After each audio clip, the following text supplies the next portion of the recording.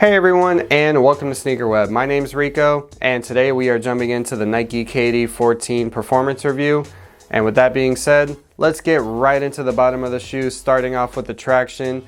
This might not look as aggressive as the Nike KD13, but I promise you, this is still one beast of a traction. You have all the coverage you need for your medial side, for any hard stops or step backs or crossovers or anything like that. Plenty of coverage on your lateral sides, again, for any hard stops or maneuverability, and you're not gonna feel like you're gonna be sliding out under yourself.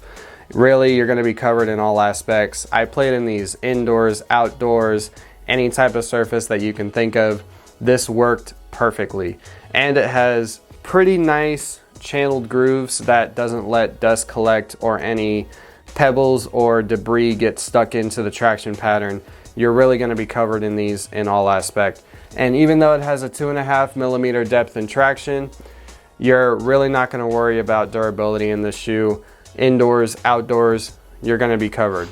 And getting into the cushion of the Nike KD14, you have this white foam carrier, which is your Cushlon midsole.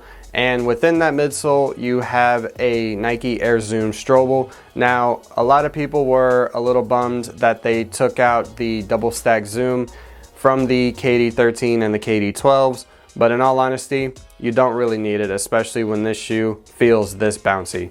You have nice impact protection and dispersion from the Cushlon, and then you have a nice responsive energy return from the Nike Air Zoom Strobel. And with this combination, you could pretty much play all day. I think it was like hour 3, maybe hour 3.5. My personal body was just like, nah dude, we gotta go hit the showers, get a cold one going. And really no complaints in the cushion department. And getting into the support and lockdown of the shoe, first starting off with a very nice wide base, and you can visually see that when you look at the top-down view of the shoe. You also have a nice lateral outrigger that kind of rounds off, not necessarily perfectly flat, but just enough to give you good stability when you're planting on your step backs or anything like that. And getting into the mid plate here, this mid plate, even though it sits just above the midsole, gives you just enough to keep your footbed from rolling over. Also helping that is the internal heel counter in this. It's nice and wide, nice and tall, very beefy. You're not going to worry about rolling your ankles in these. And again, guys, it's not about the collar height, it's about how well the shoe keeps you on the footbed, and this does a very good job at that.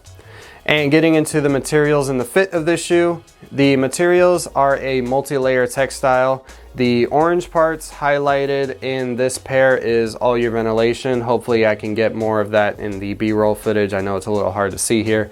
But even with those cutouts, the support from the textiles is very good. You're not going to rip through these. You're not going to bust out in them. They keep you on the footbed as well. They don't stretch out.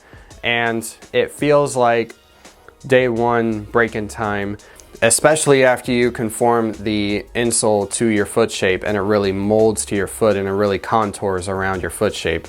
After that, day one break-in time all the time.